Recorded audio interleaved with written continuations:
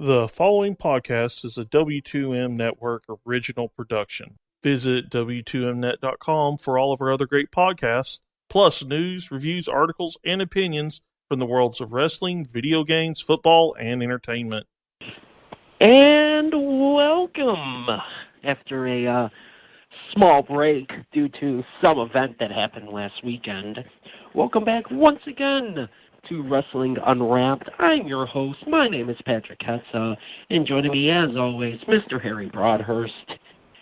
Harry, it is our third consecutive Sunday working with a Wrestlemania.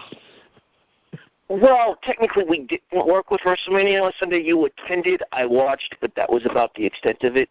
There are plans, tentative though they may be, to get to WrestleMania 33 at some point. We promise the podcast won't go as long as the show did. Oh, God. So long. Yeah, that's one of the main reasons that I have a difficult time justifying eventually going. I mean, I want to eventually do a live WrestleMania. It's my big thing when it came to wrestling pay-per-views has always been a pay-per-view, one of the other big four, and then a WrestleMania. I got my big four, in which I got my favorite pay-per-view of them all with the Royal Rumble a couple of years ago. I did my original pay-per-view back in 2009 when I attended the Bragging Rights show. The only one I'm missing from my pay-per-view wish list is a WrestleMania. So at some point I'll get to it. It's just a question of when. And how long will it be? And will it be, like last Sunday's, the first one ever to finish after midnight? And the funny thing is, I made that prediction. I actually nailed that one. I said this would be the first ever WrestleMania to end on Monday on the East Coast. And I was 100% right.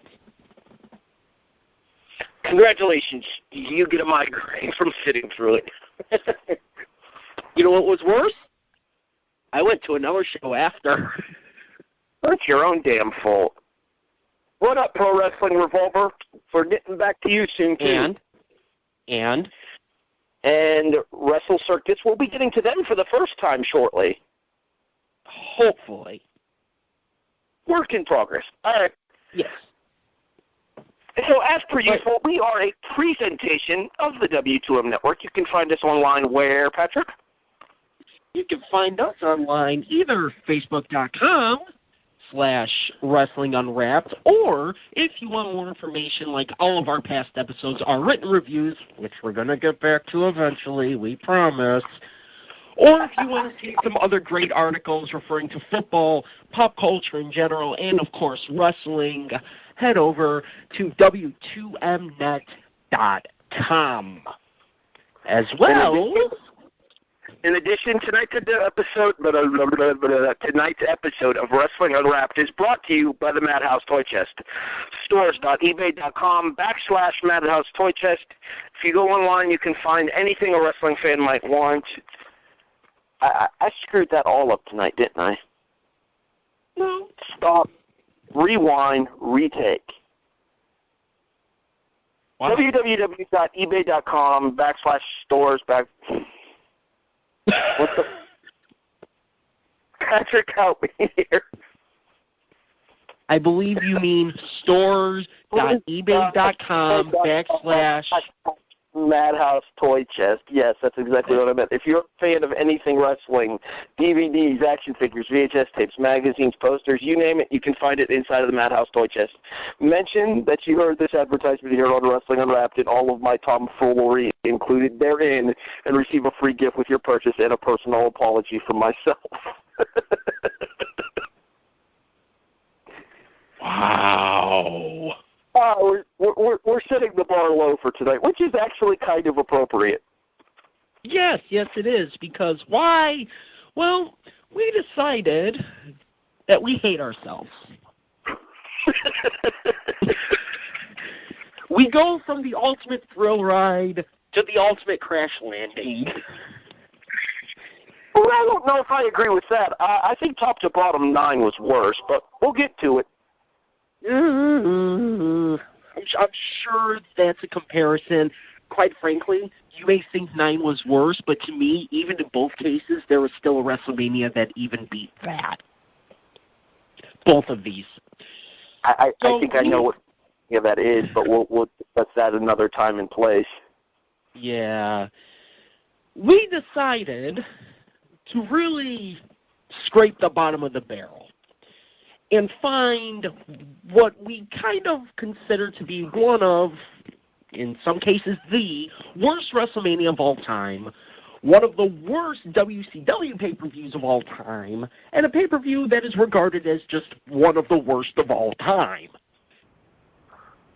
Plans are going to have to change because my partner will not be here next week due to other circumstances outside of the podcast, and I wish him the best. So Thank you. Nervousness aside, I'm looking forward to it as well. Yes. So the Heroes of Wrestling the Heroes of Wrestling episode of the podcast will have to be pushed to another time. 2 weeks from now, we will most likely be doing WCW Spring Stampede 2000, where we will be introducing what we call WCW rules. We mentioned this a couple of weeks ago. It is where we will have a stopwatch, either Harry or myself, and because there are so many damn matches, we will only be allowed to talk about the match for the length of a match. I believe the longest match on this pay-per-view was 7.5 minutes, and I believe the shortest was about 30 seconds. The main event runs about 15, but the main event's really the only match on the show worth talking about, so. Yeah. So that's going to be mighty interesting. That will be 2 weeks from today. As far as next week, to be determined. Not 100% certain about that yet, but it's going to be me and somebody. However, tonight we start our April Fool's month by finishing with WrestleMania season. Last year we actually did cover a WrestleMania after when we did 32. I think we're going to be wishing we covered 32 again by the time we're done with WrestleMania 11. You're building this up. I'm really, really looking forward to our big finish for tonight. And the reason I say that, well, that's part of it. But no, I actually almost call it the final reaction. I'm mixing up my podcasts again.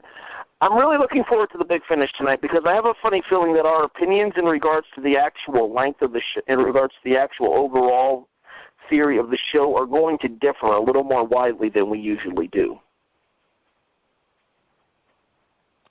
I mean, possibly. We'll see. God knows it's going to be a mighty interesting one with the main event of Bam Bigelow. Yes, you heard me right. Against Lawrence Taylor, and both of them have about half the roster in their corner. Well, let me rephrase that. Bam Bigelow has half the roster in his corner. Lawrence Taylor has half of the NFL in his corner. Why does it sound familiar? Football versus wrestling. Yeah. To be fair, back in those days, it was pretty much Oprah when it came to the $1 Million Corporation. You get a spot. You get a spot. You get a spot. And mind you, only one other member of the $1 Million Corporation actually wrestles on this show. Speaking of the rest of this show... I'm ready. Alrighty. Speaking of the rest of this show, let's go to Harry for the results from WrestleMania 11. All right, I might need some assistance here because I'm not sure, so I hope you still have your Wikipedia thing pulled up. Hartford Civic Center? Yes. Okay, good. I wanted to make sure. It is April 2nd, 1995. This is World Wrestling Federation WrestleMania 11 from the Hartford Civic Center in Hartford, Connecticut. Yes, they used to run small towns for WrestleMania. No offense to those of you listening in Connecticut, but let's be honest, you're small. I think this would be the last time, though. No, because 12 and 16 were both in Anaheim, and and that building is not big. The Pond? Anyway. It's a hockey arena. It's not that big. It's almost 19,000. I mean, yeah, this building right here is something like, 9,000 people or so? 10 if you're lucky. Really? Yeah. Are there 16,000 people living in Hartford? Anyway. No. 16,305, but, I mean... I met people from England and all over the world last weekend. Yeah, then again, WrestleMania is a thing now. It was not so much back then. All right, these are your results for WrestleMania 11. The allied powers of Davey Boy Smith, the British Bulldog, and Lex Luger defeat Eli and Jacob Blue. You thought I was going to call them the Harris Brothers. Admit it. Oh, no, I was going to mention it after. At 6 minutes and 37 seconds. Well, I always keep track of them as the Harris Brothers. And in my notebook, I have Harris Brothers written down. But upon the rewatch, I remembered that they were Eli and Jacob Blue with Uncle Zebekiah, or Jedediah, if you're... Who was it later in the show that called him Zebekiah or Jedediah? Sounds like Lawler. No, it wasn't Lawler. It was one of the guest commentators. It might have been Nicholas Totaro. Gotta help us. Oh, yeah, we should mention, this one's like frickin' Celebomania. But we'll talk about that later. Yes, because there are matches where that ties in on several different occasions. Jeff Jarrett retains the Intercontinental title despite losing by disqualification to Reza Ramon at 13 minutes and 32 seconds thanks to a clip assist from the roadie, a.k.a. the Road Dogg, a.k.a. Brian James Gerard Armstrong. Get it, got it, good. All right, moving on. The real singer of With My Baby Tonight. See, now, if this were that Something to Wrestle With podcast with Tom Pritchard, which, by the way, I highly recommend, Pritchard would break into B.G. James's voice singing the song. Anyways, I feel like Conrad Thompson. Hey, it's Conrad. All right. The Undertaker defeats King Kong Bundy of the $1 Million Corporation with a leaping clothesline. Yes, you listened to that correctly. At 6 minutes and 41 seconds. Owen Hart and That's My Yoko, Zuna, win the WWF Tag Team titles from the Smoking Guns after Owen pins Billy following a bonsai drop by Yokozuna at 9:52. Bret Hart defeats Bob Backlund via stoppage, because I did not hear and I quit. Oh, we're going to talk about that. We're going to talk about that one. With a crossface chicken on Bret Hart in a match where somebody else's finisher is applied and there's no actual submission, but the bell rings anyway. Shifty eyes. Right. At 9:34. Diesel. Every time I see Diesel now, I'm reminded of The Rock's promo. I can't help it. Rock has ruined Diesel for me. Retains the WWF Championship, pinning the Heartbreak Kid, Shawn Michaels, at this point still relatively the Heartbreak Mid-Carter, at 20 minutes and 35 seconds with a jackknife powerbomb. And in your main event, and I can't believe I had to add this guy to my freaking DVD list, Lawrence Taylor pins Bam Bigelow with a second rope forearm strike at 11 minutes and 44 seconds because my list wasn't long enough as it was. Lawrence Taylor would be the only person added to my list during the course of the show because of course he was. Every match except one featured at least one team or wrestler being accompanied by somebody.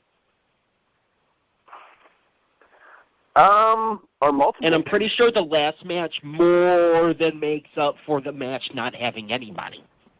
The only match that doesn't have anybody is Backlund and Brett, right? Yep. And that one has a special referee. It does. Actually, technically two matches have a special referee, but one of them... One of them is irrelevant for the sake of conversation in terms of history. I'm sorry, but unless you actually cared about baseball in the mid-'90s, you have no idea who Larry Young is. I did care about baseball in the mid-'90s, and I still have no idea who the hell Larry Young was. What do you say we get to it, Patrick? We have to. Yes. It's our version of April Fools, and the pranks we're pulling are on ourselves. from Hartford, Connecticut, because when I think big city WrestleMania, I think Hartford, Connecticut.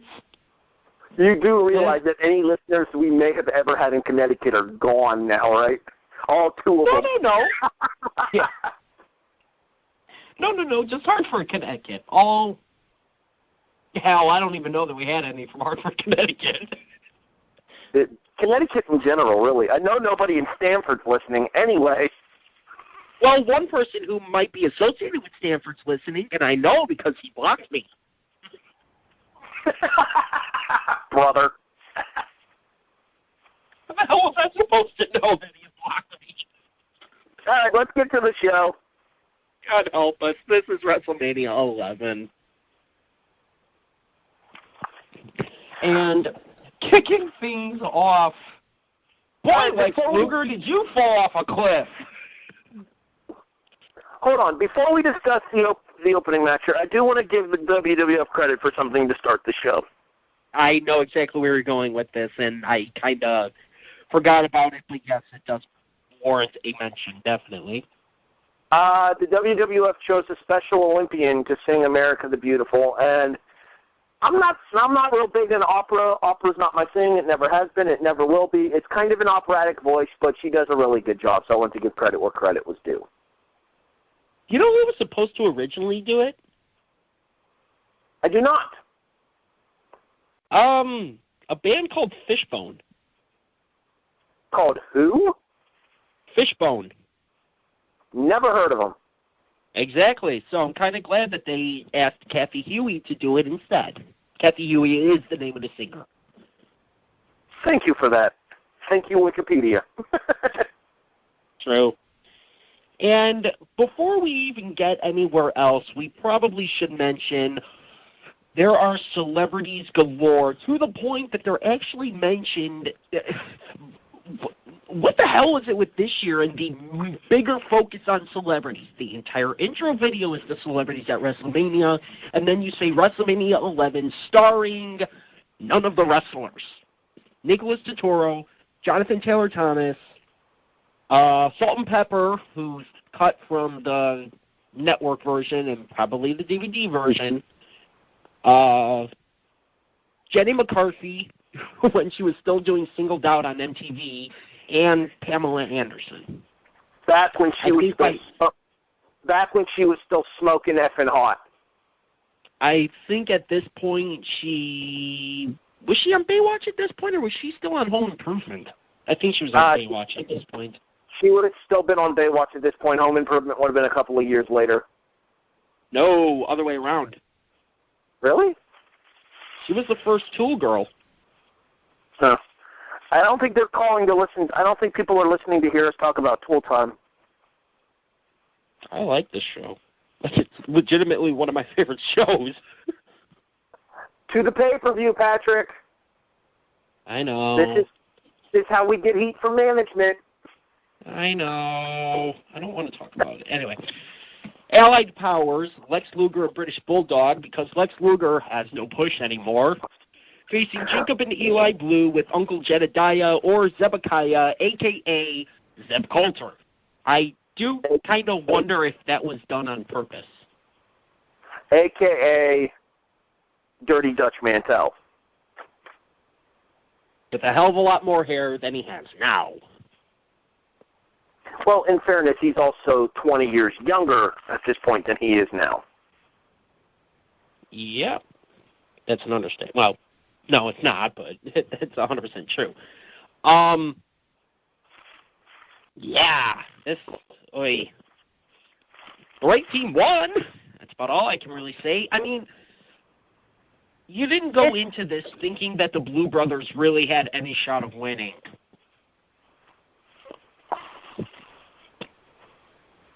No, I agree with that. I think the issue at hand here is, despite the fact that the Brothers Blue were on a winning streak going into this particular event, there is nobody who thought they had a snowballs against a pair of former champions in the WWF, specifically being former tag team champion Lex Luger and former Intercontinental champion Davey Boy Smith, a.k.a. the British Bulldog. I will say this. Title? Huh? Luger held the tag team titles? I'm pretty sure at some point he did in the WWF. No.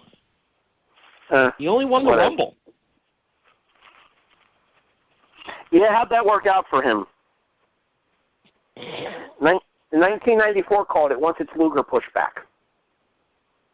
Remember, folks, this guy was supposed to be the next Hulk Hogan. Brother. I'll be your hero. Oh, for the love of God, please stop.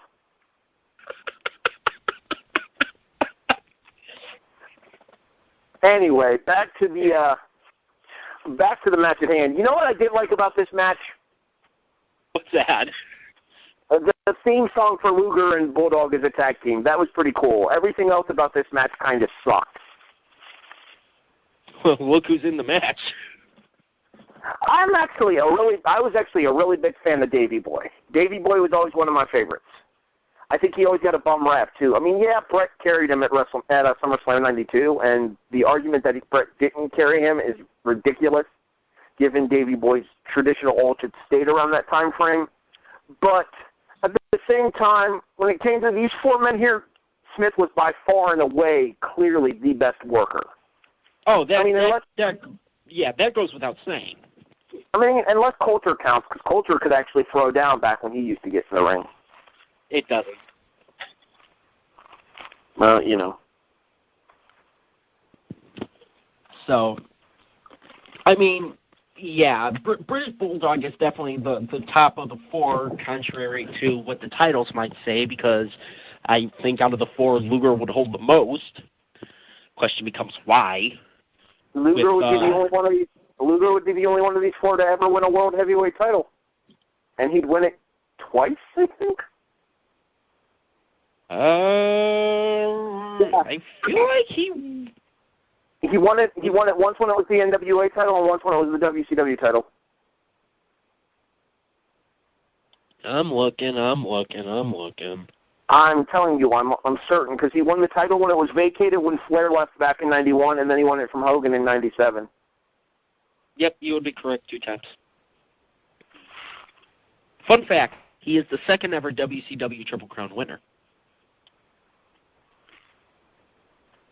Sting? I believe so. Regardless, getting away from the topic at hand again. Oh, Flair. Flair was number 1. Sting was 3. Anyway. Ron and Don Harris. Skull and 8-Ball. Creative Control. Craft 1 and Craft 2. Nazi Sympathizer A and B. I was trying to get around that one. I wasn't. I know. On a personal level, they can go screw themselves. On a professional level, they can go screw themselves. They suck. Yeah, I said, the right team won here, and thank God, because their mindset kind of fits their gimmick here. Very backwoods, anti... You know what? I'm not going to go any further. Yeah, I feel like if we can continue this rant any further, we may end up getting ourselves in trouble with the network censors. And I mean that legitimately, not jokingly, because there are words and thoughts and opinions that I have of Ron and Don Harris's both professional and physical beliefs that will get me kicked off of the W2M network.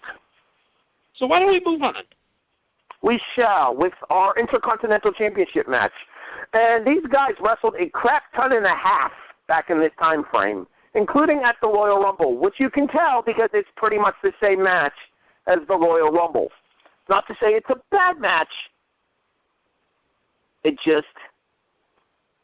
not a great match. Oh, God dang it. Razor Ramon takes on Jeff Jarrett. The only difference here between this one and the Rumble is who walks out with the belt. Well, no. Okay, I just realized that that's wrong. It's how he walks out. It's how the person walks out with the belt. Well, they actually showed how he walked out of the belt at the Royal Rumble. It was in the because Razor couldn't walk. Well, it was an attempt at the Razor's Edge where Razor's knee gives out, and then Jarrett catches Ramon, Scott Hall, in a small package. What else happened? Because you're skipping over one very glaring fact. Doesn't Rhodey clip him at the Rumble, too? Thank you. That's why he couldn't get Jarrett up for the Razor's Edge. Well, in this instance, Ramon has an assistant at ringside with him to prevent interference from the Rhodey. Yeah, that doesn't really work out, though. Of course not. In this case, it's Razor Ramon with the 1-2-3 Kid, Jeff Jarrett once again with the actual singer of With My Baby Tonight, the Rhodey. Or, if you ask Howard Finkel, the Rhodey? He's confused. He doesn't find that to be an entertaining name. I don't know. I don't know. Yeah, but you are right, because they end up wrestling a very similar match, and this would be the last case. Well, actually, technically, you could see this would be the start of WWF moving to monthly pay-per-views, because after this is the first In Your House. If they were still doing monthly pay-per-views, or if they were previously doing them, my guess is this would have been the 4th or 5th straight pay-per-view that they would have wrestled against each other, because that's the kind of way that it seemed to be going. And, I mean, they didn't, like you said, they didn't wrestle a bad match. Yes, I made the joke already. But not terrible, but not anything really memorable, and just felt like a way to get out of there with Jarrett still holding the belt, to me. Because if I'm not mistaken, wouldn't Razor Ramon end up feuding with the 1-2-3 Kid just a couple of months later? Like, I think they had the Crybaby match at SummerSlam, if I recall correctly. I believe you would be right. I'm looking up In Your House, so give me a second. The first In Your House is main evented by Diesel versus Sid, and then the second the second In Your House is main evented by Diesel versus Sid as well, because that's the Lumberjacks pay-per-view. Shawn, we'll talk more about this a little bit later on in the show, so stay tuned for it. But the WWF title match sees Diesel retain, as we mentioned in the results. The following night on Raw is when Psycho Sid would turn on Shawn Michaels. And then Diesel don't like Shawn Michaels. Well, back then he was very easy to not like. And would keep that same attitude all the way through WrestleMania 14, which you can also listen to if you want to go to Spreaker or W2Mnet.com. All you got to do is look for the link and just listen to our previous episode. That's WrestleMania 14, Austin Michaels Tyson. Show. Damn right. You can also find it on YouTube on WrestleMania Unwrapped. Indeed. And I'll have to try and remember to add this one, too. All right, anyways, back to the match at hand here. So, it's like we said, and yeah, we kind of jokingly used the Roman Reigns reference here. Not a good match, not a bad match, but it's just a match. But in all honesty, these two were capable of so much more against each other, because both of them, when Scott Hall was on, and I've always felt that Jarrett's an underrated worker. He's not an entertaining personality, but he was an underrated worker. Broke 6,000 guitars, never drew a dime.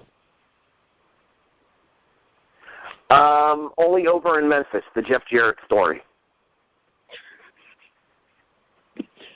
Oh, yeah. All right, moving on. Global Force Gold, the new Jeff Jarrett story. Back to work here on this particular episode, now that we're done making bad Jeff Jarrett jokes. No, I actually always thought that these two worked really well together.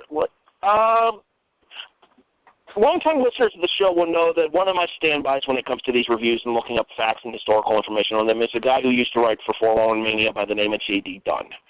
I use J.D. Dunn's review for this show, as I usually do, in order to keep track of his thoughts, and he adds historical tidbits and things and to pepper out his reviews. And by all means, if you get the opportunity, 411mania.com/wrestling/the Dunn list, and you can check out all of JD's reviews there.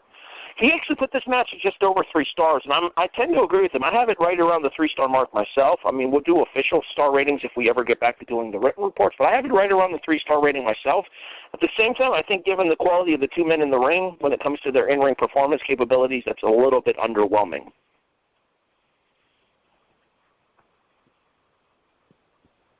I mean, yeah, you could actually make the argument that this is one of the better matches of the night, but given that it is the biggest pay-per-view of the year for the WWF, I think, yeah, it's a little bit disappointing for it to only be 3 stars. Speaking of disappointing, according to JD, it is the 2nd highest rated match on the evening. You can probably guess what the top rated match on the evening is. Shouldn't be. Shawn and Diesel, sir. I know what I said. But before we get to that, why don't we get to the next match? No further comments on this match in the aftermath, which sees the 1-2-3 Kid and Razor Ramon laid out by Jeff Jarrett and the Roadie. You'd think this be setting up a tag match, playa. You'd think wrong. The 1-2-3 Kid would instead be in line for a tag team title opportunity with longtime partner Bob Sparky Hawley, and they would eventually take on the new tag team champions Yokozuna and Owen Hart on an episode of Raw. While Razor Ramon would beat the Roadie and Jeff Jarrett at In Your House 1 in a handicap match. Before being turned on by the 1-2-3 Kid, I would imagine, at Raw on the road to maybe after King of the Ring. Because this would be the King of the Ring that Mabel wins, which makes 0 freaking sense, but that's neither here. It could have been worse. We could have done King of the Ring 95 here instead. Folks, there's a reason why this is considered to be the lowest period in WWF history. I believe sometime in September they would set the record for the lowest attended event in WWF history. And for those of you curious, he still holds the record to this day, if I am not mistaken, at Diesel as the lowest drawing WWF champion in history. That would be correct. Let's see how Brock does. All right, back to the show. Speaking of the We Hate Roman Reigns Club.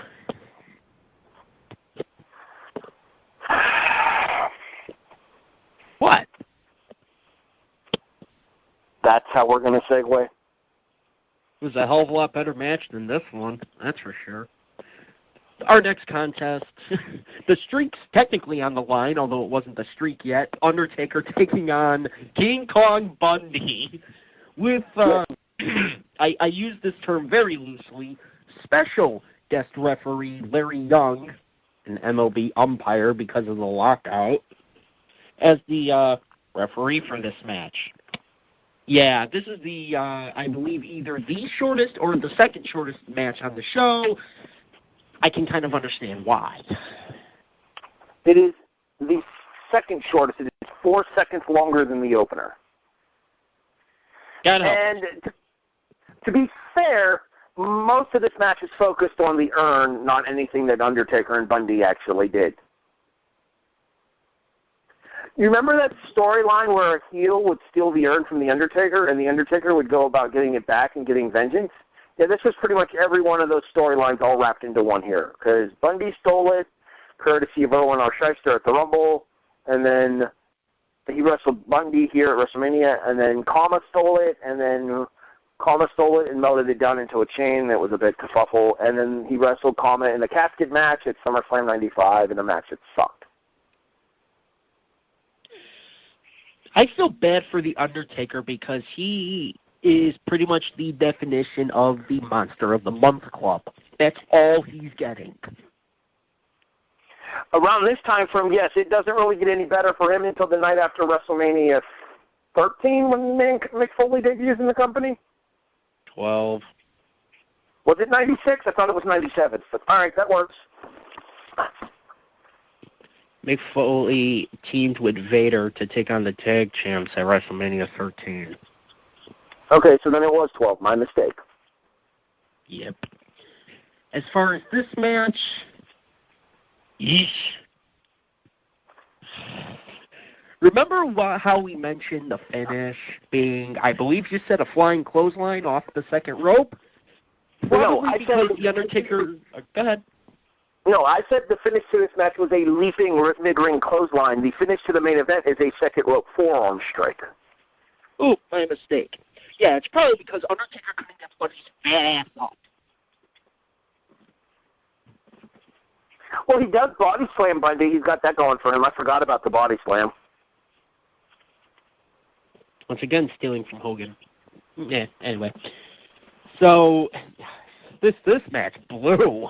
This match absolutely sucked. And like you said, the focus of the match wasn't the match itself. This was a match just to get Undertaker, who at this point was still fairly popular with the fans. This was just a match to get him onto the card, and the entire point of it was the transition from DiBiase holding onto the urn to Kama stealing it so that he can melt it into a chain.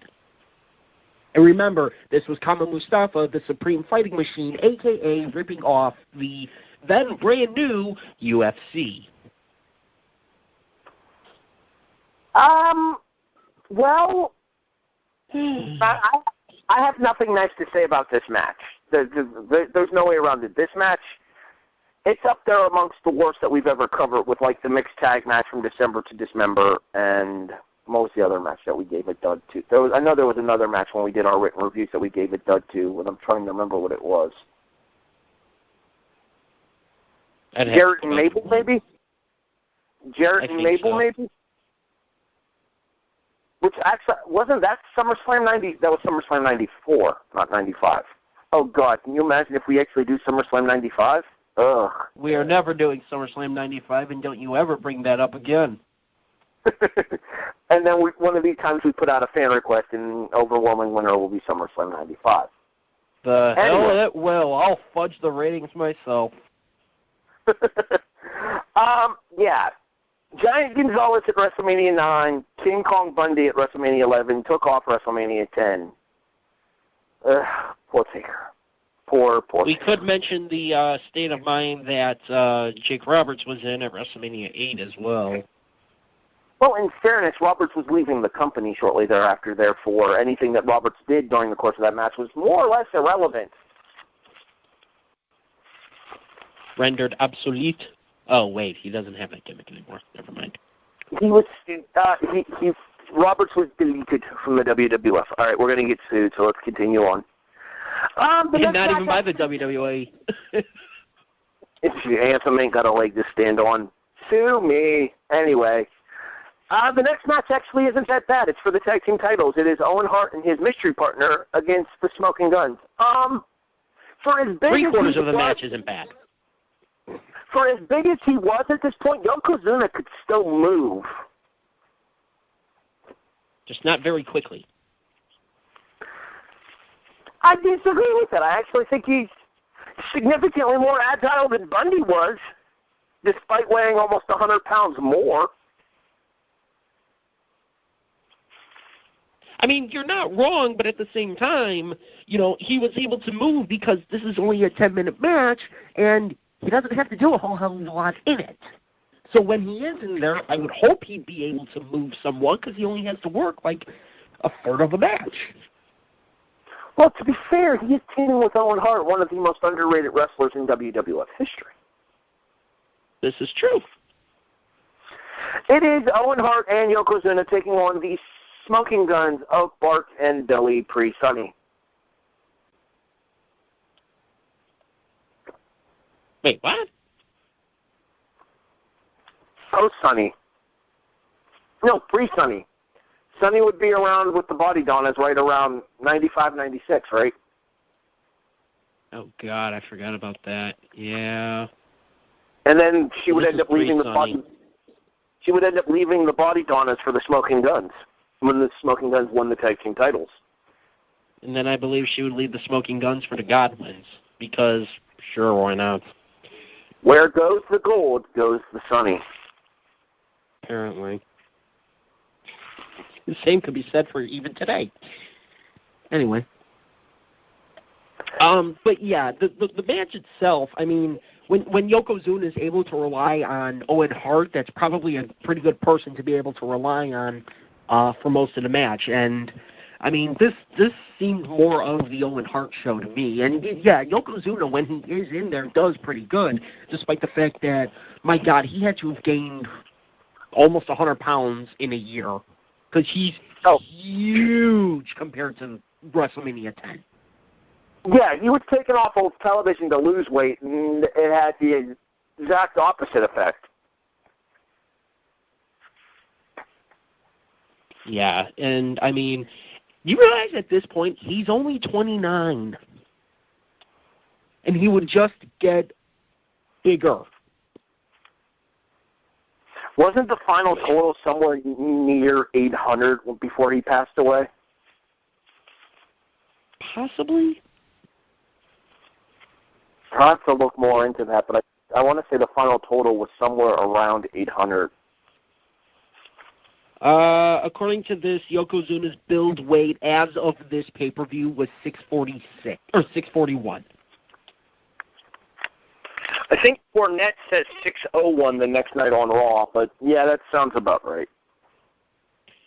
Yeah, and I believe at WrestleMania 10 he was 550. Looking,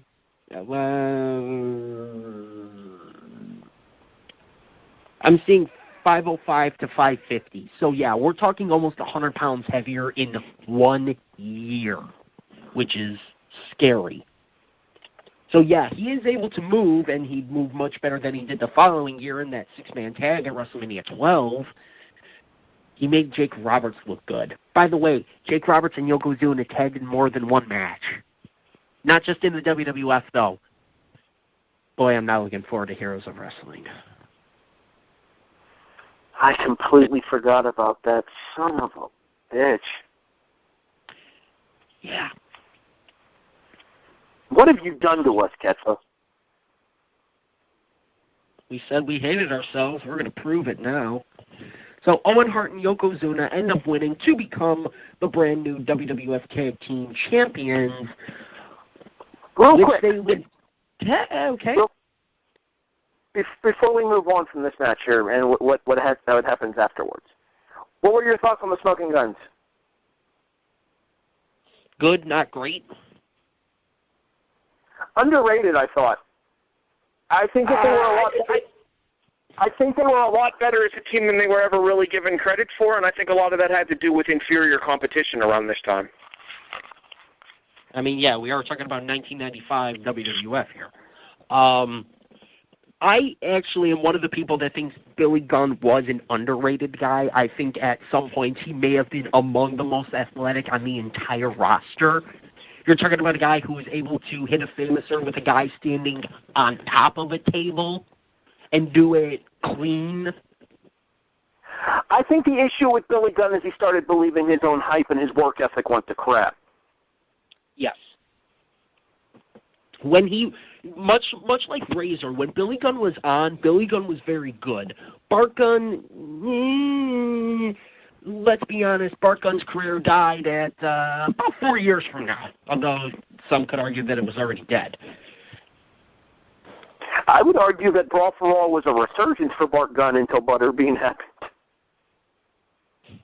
Yeah, that's why I said 4 years from now, because that's when that fight happened. Anyways, all right, you were saying about Owen and Yoko as tag team champions. To be fair, they would hold the belts for roughly 5 months. Technically losing it one extra night, but they really didn't. God, that was such a confusing thing. Oh, are you referring to the tag match where it ends up being Owen and Davey Boy? Or nope, you got the wrong person. Someone in Yoko defending the tag team titles against Diesel and Shawn. Davey and Yoko. And then Owen comes into the ring and ends up getting pinned, and they lose the tag team titles. Is that the match you're referring to? Yes, and then Owen Hart and Yokozuna whine about it. They get the belts back because Owen wasn't in the match, even though he was in the match, technically. So they are giving the belts back the very next night on Raw, only to lose them back to the Smoking Guns. And we end up right back where we are going into WrestleMania 11. Because sure, why not?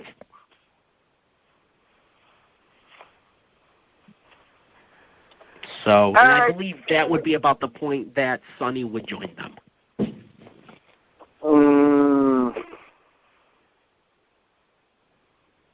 Are we ready to move on? Sure. To talk about a really interesting match. Bret Hart versus Bob Backlund in an match with Roddy Piper as the special guest referee. You suck. I had to. Jeez, I got myself on that one. I had to mute my phone for a few seconds so I could collect my composure. You suck. It's supposed to be an I Quit match between Bret Hart and Bob Backlund, someone going from Survivor Series when Bob Backlund beat Bret Hart. God, this is going to be hard with all the B's. Bob beats Bret in Bob beats Bret when Helen throws in towel. Yes, in a match where that was the entire point, was to throw in the towel. And Owen convinces... Who? Helen. I blinked at their mother.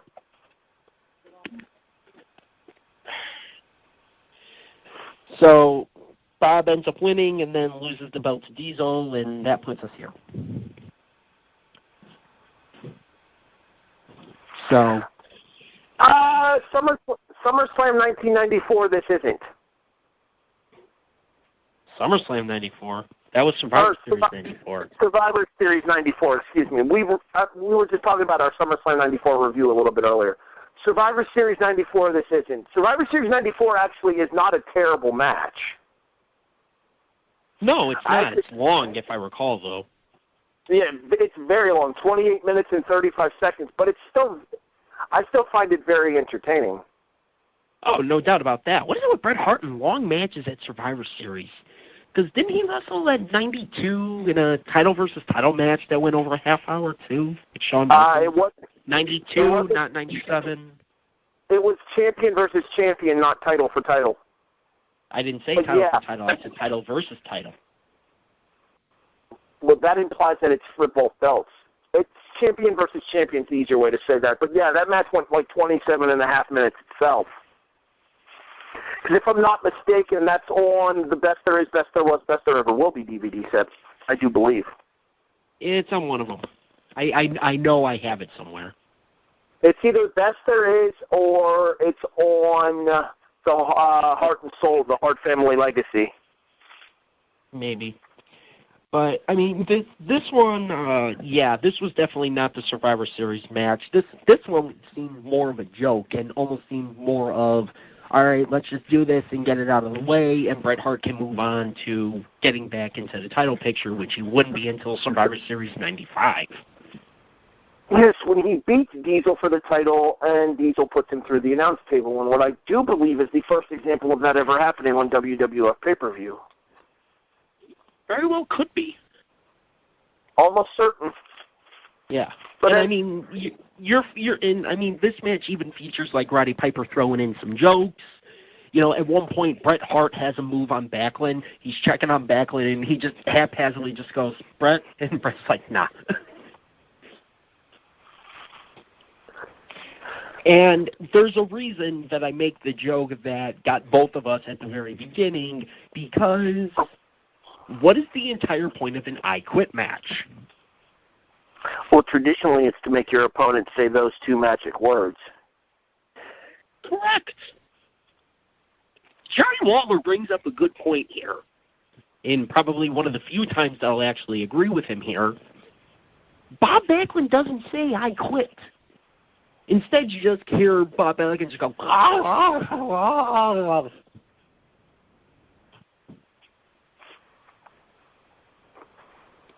and Roddy Piper decides to throw it, and this coming after Bret Hart decides to use the crossface chicken wing. Well, technically he doesn't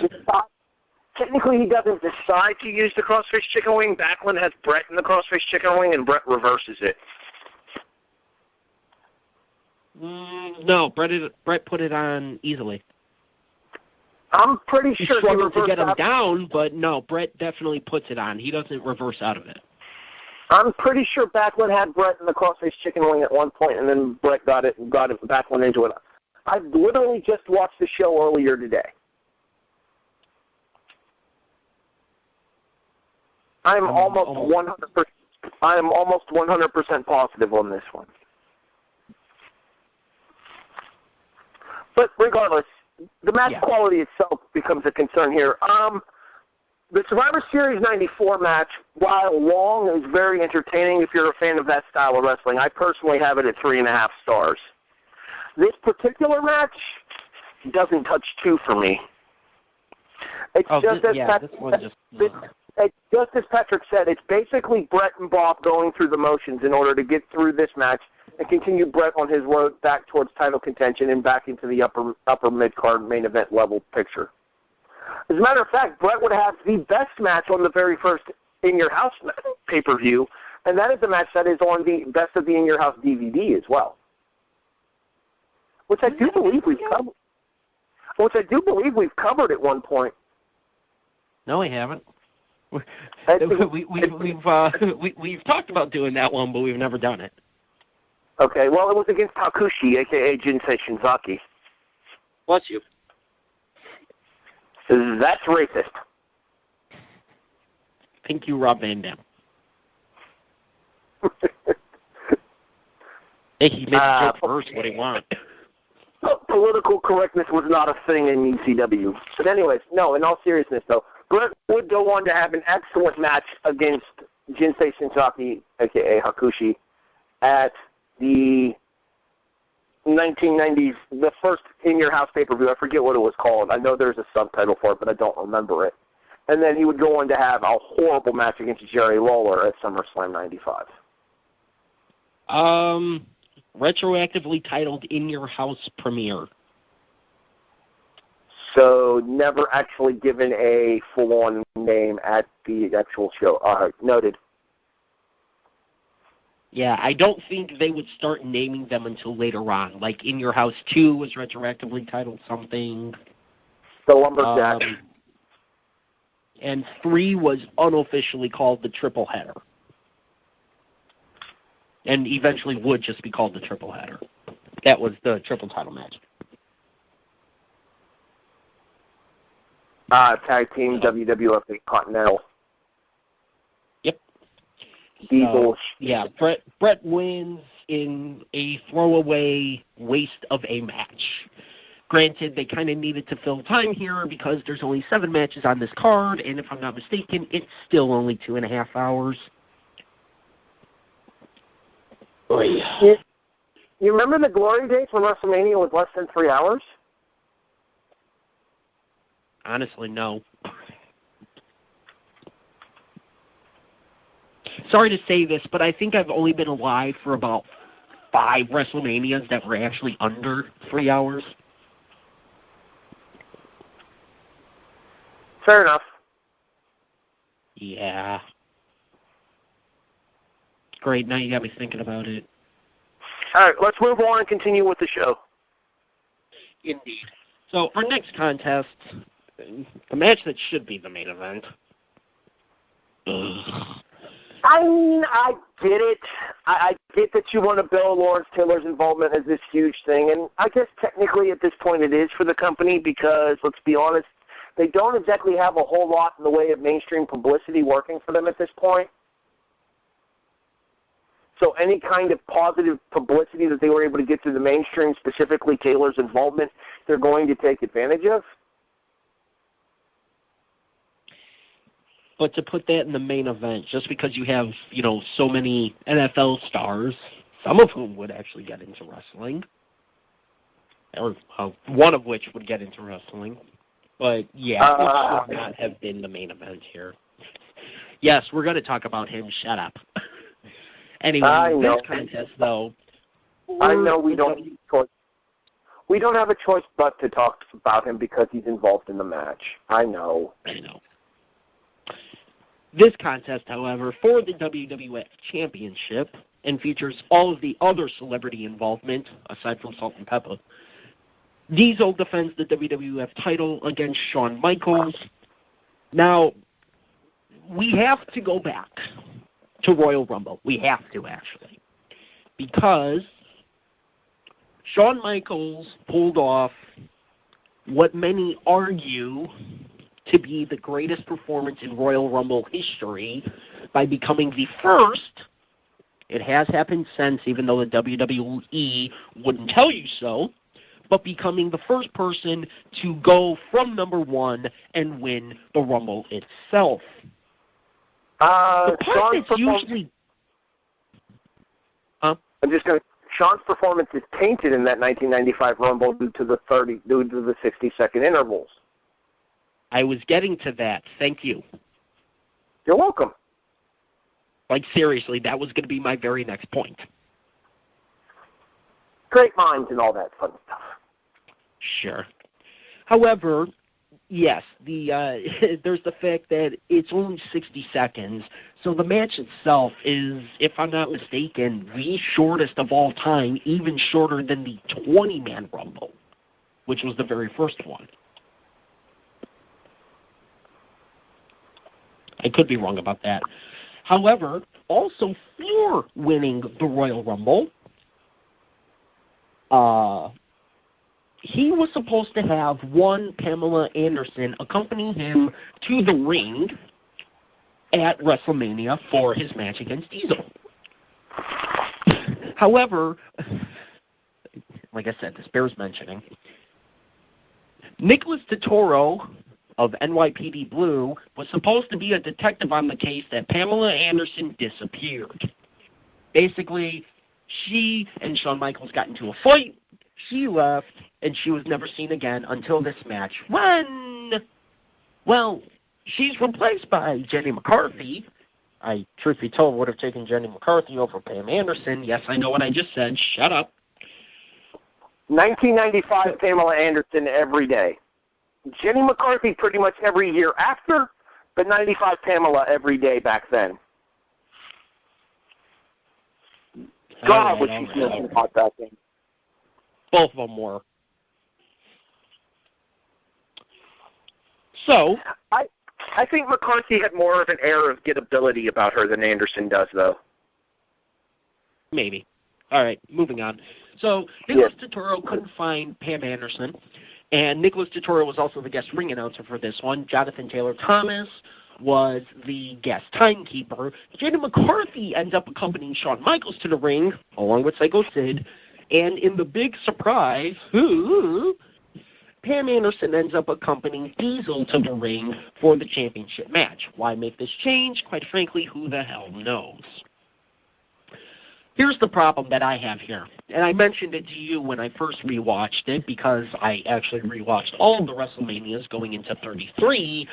Pam Anderson looks like she would rather be anywhere else.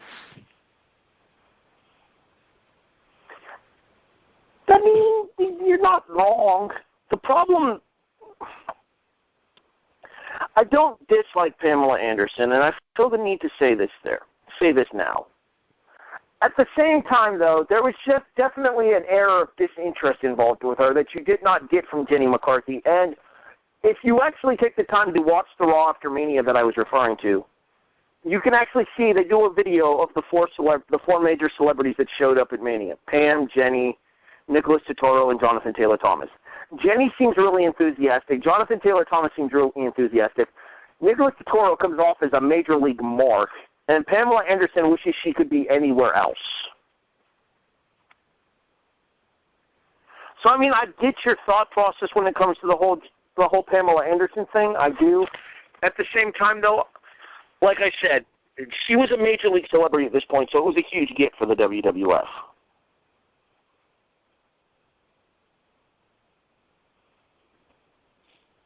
Yeah, I mean, she was kind of one of the major focuses here, and you could argue the biggest focus of the entire show. And yeah, she, out of the 4 celebrities involved in this match, Jenna McCarthy seemed happy to be there. Nicholas Turturro seemed like an idiot. Jonathan Taylor Thomas, he looked like he was happy to be there, but kind of just And yeah, Pam Anderson just looks like she'd rather be anywhere else. In terms of the match itself, Shawn Michaels kind of, well, Diesel has actually said it multiple times where Shawn Michaels essentially tried to burn out Diesel almost immediately in the match because apparently, surprise, surprise, Shawn Michaels was pissed that he wasn't winning the match. Well, if I'm not mistaken, 2 of the previous 3 Royal Rumble winners that had the title shot had gone on to win the title. I mean, granted, Yokozuna held the title for all of about 60 seconds. But Bret Hart won the title from Yoko at WrestleMania 10 and would hold it all the way until, I want to say, Survivor Series would be, when he dropped it to Backlund. So Shawn maybe figured that since he was the Rumble winner and they had a history of putting the Rumble winner over for the title, that he was due the title there. Not to mention, I think it's clear as day to anybody watching that Shawn was the best wrestler in the company at this point. Maybe barring Bret Hart. Real quick. You kind of have to put an asterisk on that. They had a habit of putting a Royal Rumble winner over. I said 2 of the 3 because of Lex Luger. And frankly, I wouldn't put Luger over either. Well, yeah. Screw him. Anyway. I'll be your hero. All right, I'm done. Better be. Do the rest of this show by yourself. Okay.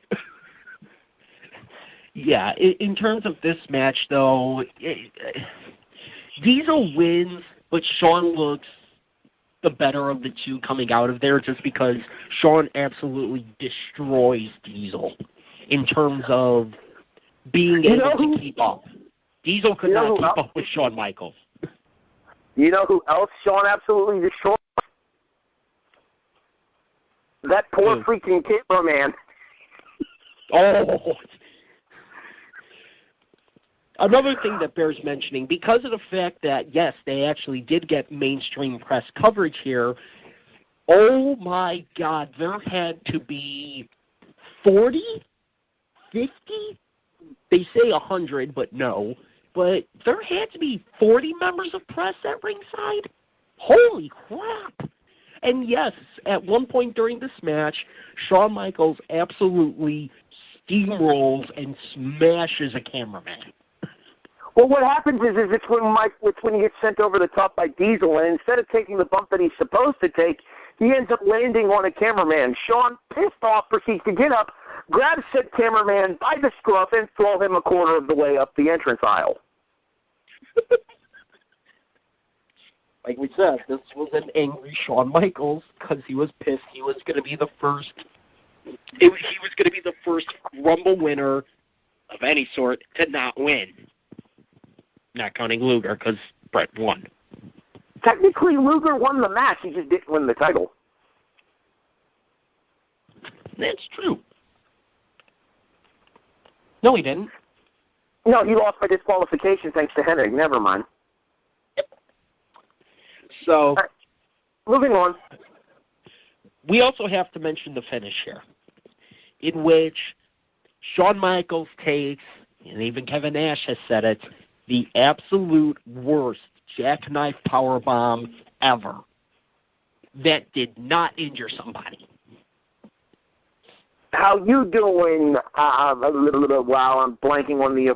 How you doing, Big Show? Took me a second. Yeah, because Shawn Michaels essentially takes the jackknife powerbomb, the one that wins the match, on his elbow. Just yikes. The match itself was good, but you can tell something was off, and Shawn Michaels was pissed off. I think there is something else that bears mentioning here real quick as well, and we're running a little bit long already, so I kind of want to move on to the main event so we can get into our final reaction. But the other thing that I think bears mentioning in this match is the very obvious visual pinfall that Shawn Michaels gets as well, and Diesel himself is forced to acknowledge it on Raw the next night. So even through pissing and whining, Shawn does still get his way. He's still put over as the star and the man that should have won this match. Sid does something around ringside, and Hebner jumps out of the ring to scold him, and Hebnerizes himself, hurting his ankle on the way down to the floor. And Shawn hits Sweet Chin Music and has a clear visual pinfall for about a 5 count before the referee gets in to count 2. Yep, because I believe at this point Sweet Chin Music actually was a finisher finally. Yeah, he had gotten rid of the teardrop suplex in '94, I want to say. And, yeah, because the teardrop suplex was about as good of a move as his original saying was. Was the teardrop suplex an actual good finisher? I don't think so. Ladies and gentlemen, the teardrop suplex has left the building. Man, he went through a lot of crap before he became the Heartbreak Kid. Anyway. No. So Diesel ends up winning and is the one who celebrates with everybody. So basically Diesel takes Shawn's WrestleMania moment and then takes his girl, technically.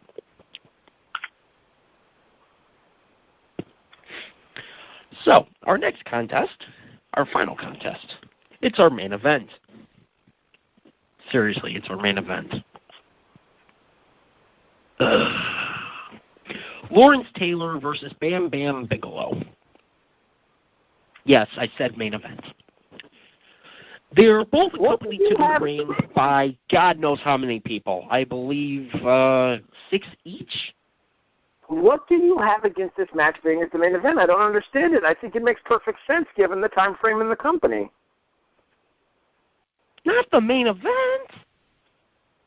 I disagree. I think it was the best choice for the main event. This was the reason that the mainstream media was there. You could argue Pam Anderson, too. You could, but you'd be wrong. I mean, don't get me wrong. Pam was a big deal back in 1995, but Lawrence Taylor was just having finished an all-pro NFL career. He was the reason that the media was there. I'm sorry. You can't deny that. Much so you may want to. I know. Yeah. Doesn't mean I have to like it. Okay, that's all well and good, but I don't think there's any question that they made the right call making this the main event to me. Yes, they did. All right, carry on. Anyway, so it is Bam Bam Bigelow against Lawrence Taylor. Lawrence Taylor accompanied to the ring by his quote-unquote all-pro team of Ken Norton Jr., Chris Spielman, Carl Banks, Ricky Jackson, Reggie White, and I'm not going to mention the 6th guy yet. Bam Bam Bigelow being accompanied to the ring by members of the $1 Million Corporation, Tatanka, King Kong Bundy, the leader of the $1 Million Corporation, the $1 Million Man, Ted DiBiase, Erwin R. Shyster, Nikolai Volkov, yes, I'm serious, and Kama the Supreme Fighting Machine. The last member of Lawrence Taylor's all-pro team, Steve Mongo McMichael. Yes, Lawrence Taylor is to blame for Steve McMichael. Just let that soak in for a few seconds. And okay, Patrick may have a point. This shouldn't have been the main event. And I believe, wasn't it Steve McMichael who took a shot at one of the wrestlers, too? They all did at the start of it. All the members of the NFL team knocked down people from the $1 Million Corporation. So it wasn't just McMichael. It was a whole group of guys. Yeah. Now, I had heard rumors, and it ends up not working out, but I had heard rumors that it was kind of supposed to be a lumberjack match, more or less. But it never really ended up that way. Oh, by the way, you could also argue that this match also has a special guest referee. What a better way to celebrate the 10th anniversary of the first WrestleMania by having the same referee as the main event of the first WrestleMania, Pat Patterson.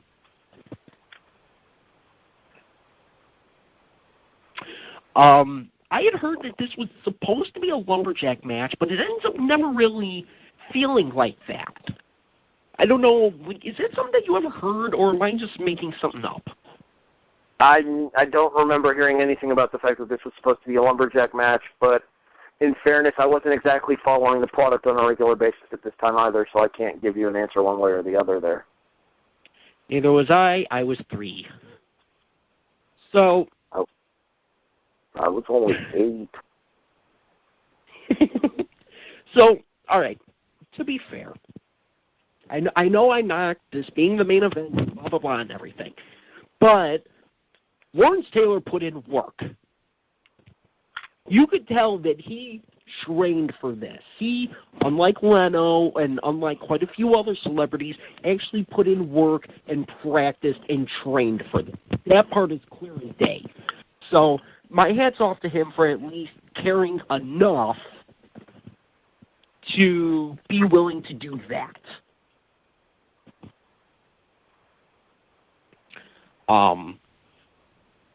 But, I mean, the match is better than it has any right to be. It's actually a pretty good match. It's just weird seeing that Lawrence Taylor and Bam Bam Bigelow main evented the biggest show of the year. It's weird to see. Hey, it works out well. It works out well for Bam Bam Bigelow. I actually just recently read an article about this match online while I was doing my research for this show. You know how much money Bam Bam made for that main event spot on this show? Let's hear it. $250,000 for one night of work. For 10 minutes of work? A little over, yeah. Thereabouts. Not too bad. And he got to yell at Salt and Pepper, too, so it all worked out well for him.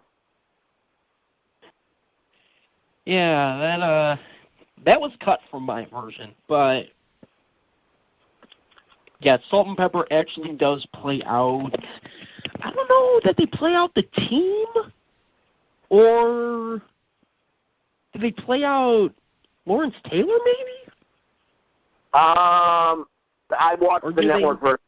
I watched the network version as well in preparation for the show, so I can't answer that question. I don't know.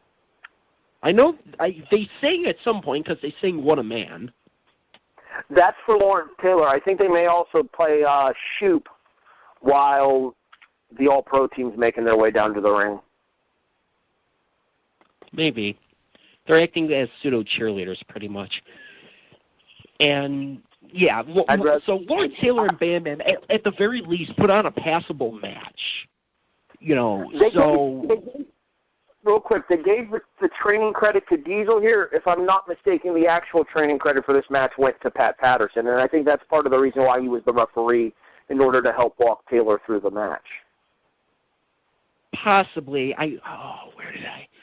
Maybe one of the Legends of Wrestling roundtables. I believe I heard Pat Patterson was the one who was talking about training. Somebody else trained with him, too. It wasn't Diesel, though. Of course not. But somebody else helped train Lawrence Taylor for this match, too. But, yeah, it absolutely goes to Pat Patterson in terms of the major training. So, like I said, though, at least Lawrence Taylor was willing to train. So, and yes, in the end, Lawrence Taylor ends up picking up the victory, and his ass is carted out of there. Let's be honest here. He did not walk out. He was carried out of there. It's probably blown up. Duh. I don't think real athletes realize just how much work goes into a wrestling match. And I use the phrase real athletes referring to actual other sports stars, not in regards to the fact that wrestlers aren't athletes, because God knows I know enough wrestlers that would kick my ass if I ever insinuated that. You're on your own with that one, my man.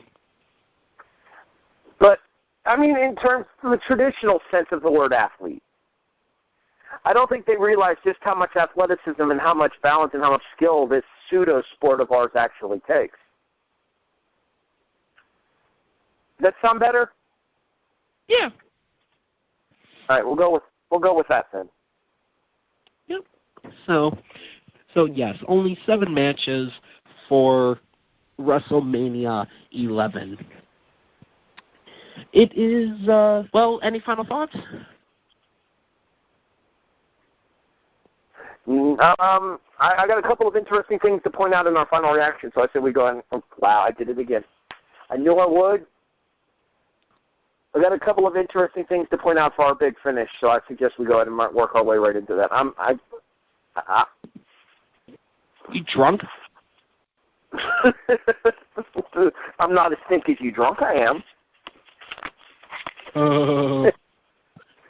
Big finish time. Best and worst match in our cash and our trash of the pay-per-view. As we always start off, best and worst match. Harry, what is your worst match of this show? Taker and King Kong Bundy.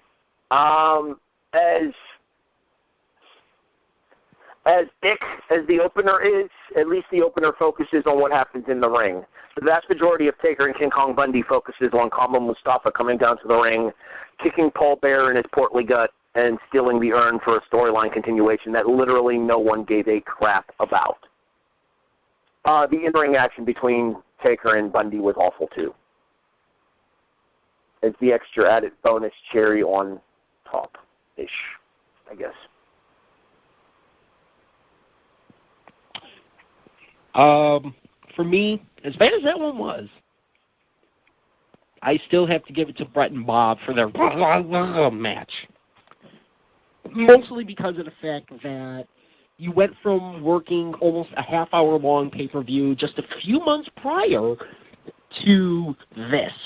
This is a downgrade and a half. And then having Roddy Piper throw out a couple of jokes during the pay-per-view, along with the fact that you have Jerry Lawler already crapping on it, you know, because he hates Bret Hart at this point. And Piper. And Piper, which I believe that one would happen later in the year? I'm trying to remember when Piper and Lawler happened in comparison to Bret and Lawler. Lawler and Piper was King of the Ring 94. Bret and Lawler was King of the Ring 95. Oh, okay. That's why I'm screwing that up. So this was beyond a disappointment, and it was a complete waste of Bret Hart. Yes, I know I've never been fond of him, but he is better than this. It was, less than 10 minutes, and it just, nothing about this was good for me. And even with the fact that Bret wins the match, a glorified submission match, and doesn't even get to use his own move. And then the coup de grace on this, pardon the pun, Bob Backlund doesn't actually say, I quit. He says, and Piper takes that as I quit. Lawler was right. Backlund never said, I quit. That's the main focus of this match, and you don't even get that. So for me, that is far and away the biggest disappointment of the night. Yes, even over Taker and Bundy. Alrighty, what is your best match from this show? Not that it really has a ton of contention. I'm going to go with Diesel and Shawn Michaels. Yeah, duh. I get that Shawn went out there to prove a point, but I'd say Diesel more than held up his end of the bargain as far as match quality goes. Shawn, without a doubt, blows up Diesel, though, and he did it on purpose. I do feel bad for the camera guy, but, yeah, this was the longest match on the show, and with good reason. You could make the argument that Shawn should have won this, but at the same time, I think it made the following year's win a little bit sweeter, considering that he comes so close here, and then ends up finally picking up the win the following year as good guy Shawn Michaels. But without a doubt, I mean, look at the rest of this card. this is hands down the best match on this card. There's a reason this was the only other match that aired on Fox. Because, yes, even before WrestleMania was airing on USA Network, they would get a 1-hour special on Fox. Only 2 matches from this show were shown, and it was the last 2 matches. Can you really blame them?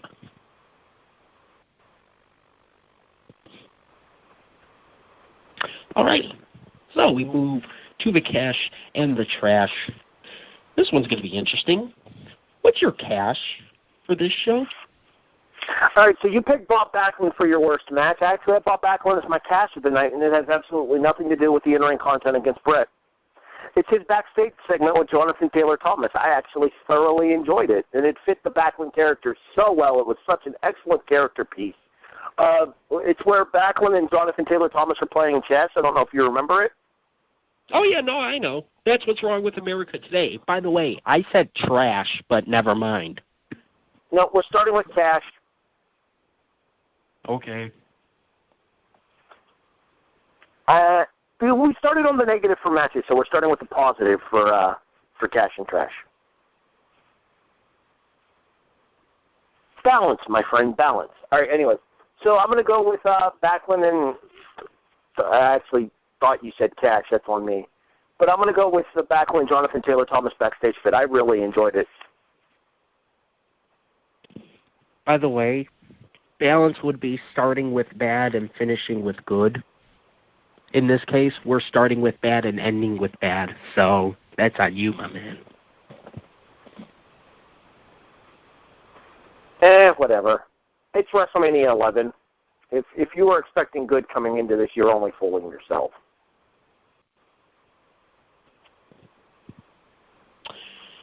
Yeah, pretty much. I mean, let's be honest here.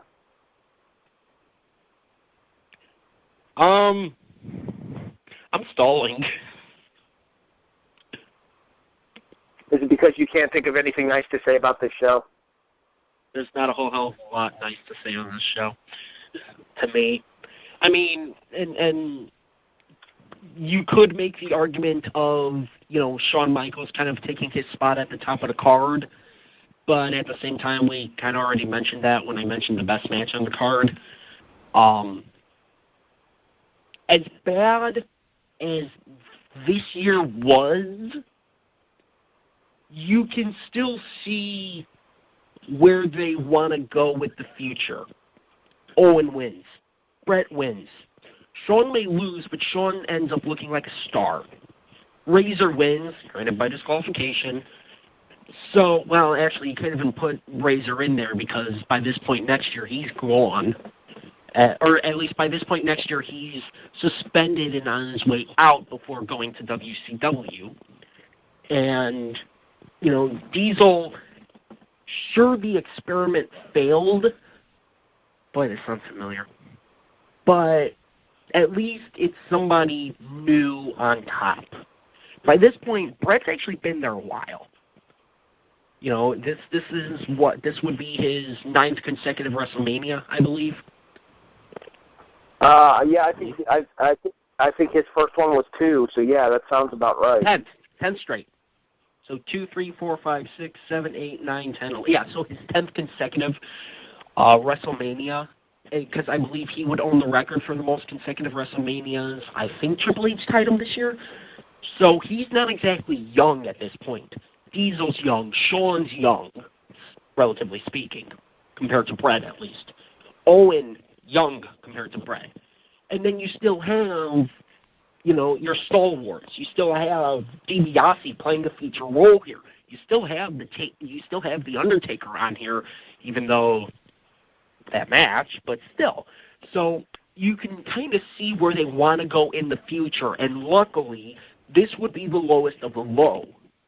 This would be the lowest that the WWF would get in terms of WrestleMania. By 12, you'd see improvement. 13, more improvement. 14, we already covered that. Huge improvement. So while this is as low as it gets, you can kind of see where they want to go and will go in the future.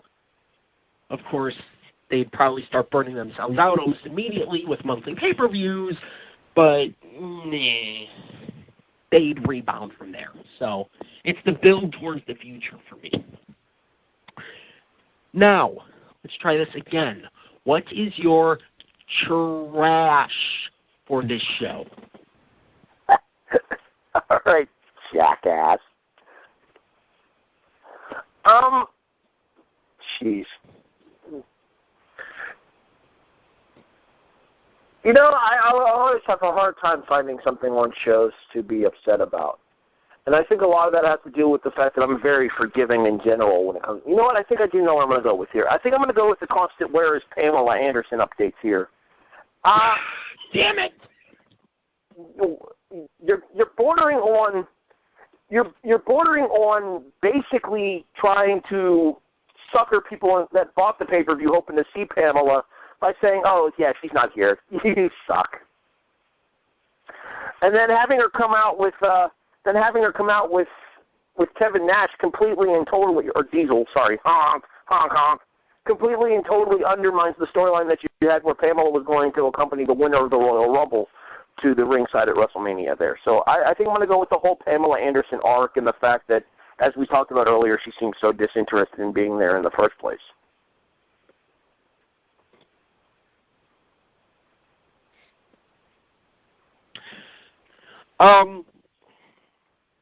Mine's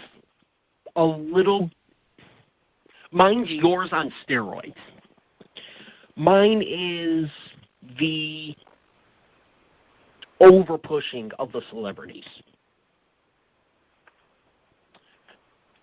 Because, as you mentioned, we had the constant "Where is Pamela Anderson?" Then you also had the fact that Nicholas DeToro was the guest ring announcer and one of the interviewers, and I believe Nicholas DeToro had more segments on the show than Jim Ross. Plus Jenny McCarthy interviews, plus the main event with all the football players, plus the focus on Salt and Pepper. Plus you include, like I said, the opening video, which was almost a complete focus on the celebrities, and the actual intro to this pay-per-view itself, which was now starring all of the celebrities. I get that the WWF wanted mainstream attention at this time because, well, let's be honest, this was the lowest point for them, but in this case, they essentially sold themselves out. This was kind of the first case where it was, this is not a wrestling show, this is the big show with celebrities galore and everything. To me, this was even worse than like WWE putting a focus on Pitbull, Flo Rida, and Lunch Money Lewis playing at last week's WrestleMania. I know a lot of people crapped on that. A lot of people in the stadium actually enjoyed that, believe it or not. I was one of them. But they mentioned that, and people crapped on it. What if you had a pay-per-view like what we just reviewed today? It would get sandbagged to hell with all of the constant celebrity involvement. So for me, that's my trash for this, is the constant celebrity involvement. I mean, I kind of understand the need for attention from mainstream media at this time. As we talked about, it is the low point for the WWF from a financial standpoint there. And obviously with the successful launch of Nitro later on in the year going into 95, and especially with WCW Nitro would do the WWF in 1996, you could see how a lot of people would say going back there that there were times where it thought that they were going to have to close the doors on Titan Towers.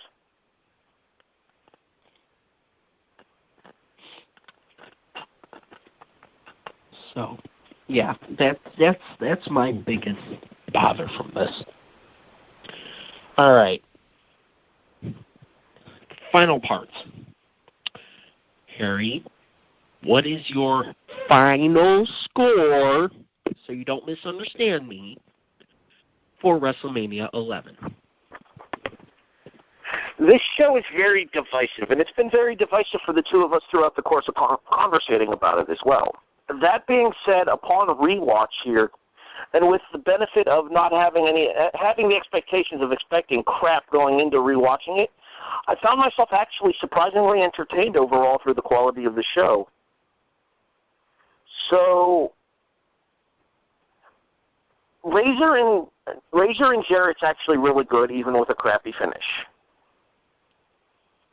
The in-ring back and forth between the two of them, they had amazing chemistry against each other in the ring at this time frame. Of course, they tried to repeat that chemistry in the beginning days of TNA, and it would fail miserably. But back then, back in 94, 95, when they were feuding over the IC title, they had amazing chemistry against each other, I've always thought. The tag team title match... Razor Ramon also had a blood alcohol level that was under the legal limit here. The tag team title match was actually a surprisingly entertaining affair to me as well, because I still think that despite being as big as he was, Yokozuna was still a very agile worker. I mean, granted, it was in short bursts, as Patrick pointed out, but by no means was the tag title match bad. Obviously, Diesel and Michaels is the standout match on this show, but as Patrick pointed out, too, the main event does not get the credit that it deserves because of Lawrence Taylor's commitment to the role. And I think that in and of itself is enough for me to justify the rating that I'm about to give this. Hey, Patrick, I know this is going to surprise you. You ready?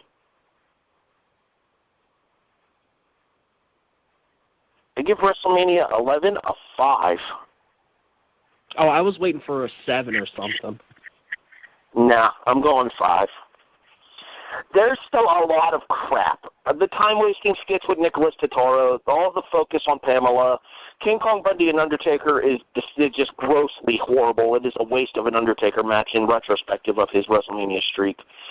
The opening tag team contest, despite being super one-sided, is also a match that nobody has any interest in. I can guarantee you there is nobody who has ever thought, hey, Ron and Don Harris, that'll put asses in the seats as the opener.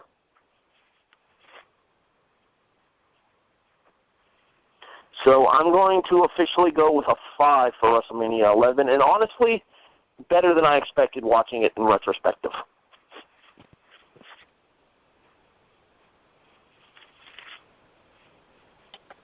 All righty.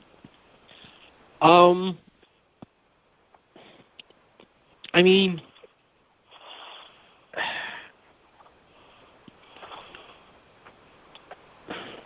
I'm trying to think of where to start here. To me, this is far and away one of the worst WrestleManias of all time. One of. Originally, we said we were going to do 9, but when I went back and watched the both of them, I found myself hating this one more.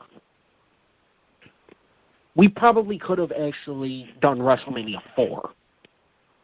Let's be honest. Yeah, I didn't have 4.5 hours to watch a pay-per-view. It was 3.5. Whatever, it felt like 6. Oh, trust me, I know. Actually, the opening promo mentions it being 7, but I think that was 2 plays of it. Anyway, this is still not a good WrestleMania. This was not a WrestleMania. You know, going from watching 14 to being at 33 to watching this was a complete and severe downgrade. That's an understatement, I think. The opener, the Taker match, the I Quit match, all were, for me, crap. Owen and Yoko versus the Guns for the tag belts, better than it should have been. But look at who 3 out of the 4 are. Yoko was able to rely on Owen. The Intercontinental title match... Okay, but Yoko was still able to rely on Owen for most of it. I agree, but I think Yoko carried his weight, no pun intended. That's a job in and of itself. Razor and Jarrett, it was almost a complete repeat of their previous match. The WWF title match, you could tell Shawn Michaels was pissed and felt he should have won. And the main event, I still don't think it should have been the main event. I get why that's why everyone was there, but let's face it, hindsight being what it is, we now know that the WWE generally likes to not put the main focus match on last. See WrestleMania 25, WrestleMania 18, Well, you could make the argument for WrestleMania 4 itself. Everyone wanted to see Hogan and Andre. Instead, you get it about an hour into the pay-per-view. Thank God Savage won that tournament. That doesn't mean that Lawrence Taylor and Bam Bam had to go last. It should not have been last. The WWF Championship should have been last. And I still find it weird that we have this argument even now. Most of the time it should be. I'd say last Sunday was okay that it wasn't. For me, more bad than good. I'm surprised that you actually went that low. I was expecting a 6 out of you, or a 7, legitimately. So when I say I'm getting it a 4, that means we still are only 1 point apart. And maybe this wasn't the worst. Maybe this wasn't the worst WrestleMania of all time, not the worst WrestleMania, but it's one of the worst WrestleManias of all time. I had a 4 in my head the entire time. There's been times I've changed it kind of as we went through it. This time I had a 4 in my head the entire time. What rating did we give 32? Do you remember? I think we went higher. I think we went like 7s. Yeah, because going back and like rereading all the results from 32 and stuff, I feel like 32 needs to be in the conversation as far as bad WrestleManias go. As long as 27's in there, too. Well, of course, and not just because of the main event. Yeah, I know. You dislike Miz, but no, top to bottom, that card was pretty crappy. 28, it got better. 29, it got better. No. 30's one of the all-time best. They managed to pull that out on the 10s. 10, 20, and 30. 10's not bad. 20's pretty damn good. 30 was good. Hopefully they can pull that off next year on, well, actually 1 year from yesterday. We'll see what they do with 34. Brock and Roman, don't forget.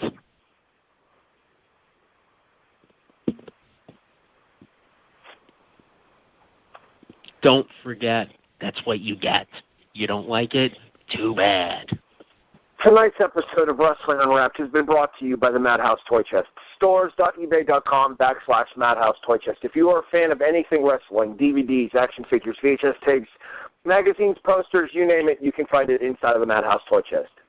Mention that you heard this advertisement on tonight's episode of Wrestling Unwrapped and receive a free gift with your purchase and a personal apology from me for completely fudging up this intro earlier on in the show. That is stores.ebay.com/Madhouse Toy Chest. As well, if you want to hear this episode on demand later on in the week, or if you want to hear any of our old episodes, including our WrestleMania 14 review from 2 weeks ago, be sure to check out W2Mnet.com, as we are a presentation of the W2M Network. Once again, for more information, not only on our show, but Wrestling to the Max, Soccer to the Max, Football to the Max, Fantasy Football to the Max, and all the wonderful shows as part of the network, check out W2Mnet.com. Alrighty. In terms of next week, not 100% certain. Stick to our Facebook. We're going to have to figure something out. Harry has prior engagements that are far more important than our podcast. Trust me, I know, and I'm not being sarcastic. So we're going to have to figure something out for next week. Maybe we actually do the WrestleMania 33 review and hope that it doesn't go 5 hours and 10 minutes like the actual pay-per-view. No. No, you're not doing the WrestleMania 33 review without me. My show. We want to do it, I'll do it. Anarchy! Anarchy! Oh, just someone not get what they want. Anyway, 2 weeks from tonight, though, we will definitely be back informal doing WCW Spring Stampede 2000, featuring almost every title being vacant. Why? Because Vince Russo hates everybody, or at least hates wrestling, contrary to what he tries to say. Featuring the ungodly 14 14-match card, including the tournament to crown, the World Tag Team Champions, the United States Champion, the Hardcore Champion, the Cruiserweight Champion, and, of course, the World Heavyweight Champion. Why? Because Vince Russo hates everybody. Oh, and the Harris brothers are on it, too. Technically speaking, the Heavyweight Championship match was a straight-up one-on-one match. It was still the finals. That's still a one-on-one match. I mean, it's also the best match on the card. Should tell you what you need to know. And, of course, who was in it? Jeff Jarrett. Why? Because Vince Russo hates us all. Thank you, Vinny Roo. I'm Harry Broadhurst. Sorry.